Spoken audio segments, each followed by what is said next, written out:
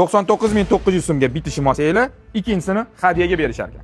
Bitta 250 mingga Sarakanosh kosiylar, bitta sportivniy forma va ketra hadyaga ekan. Hazillashyapsizlarmi? Mana shu troyka, pidjaki, jiletkasi, shimi arzimagan 299.900 so'm. Endi do'konning ma'lumotlariga o'tadigan bo'lsak, bu do'konning nomi Allmax. Shunda Hofir G'ulom parkining to'g'risida joylashgan. Lekin bitta narsasi bor. Bu do'konning eshiklari hech qachon yopilmas ekan. Ya'ni 24 ga 7 ishlashar ekan. Ketdi endi u yog'ini aytib beraman.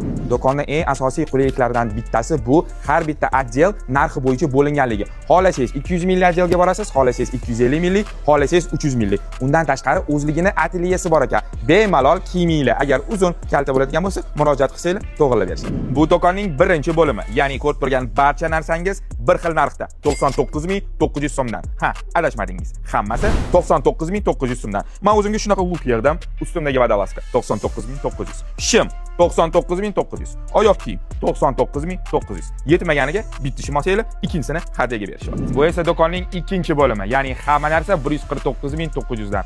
To'g'ri eshitdinglar. Hamma narsa 149.900 so'mdan. Ustimga shunaqa look yerdim.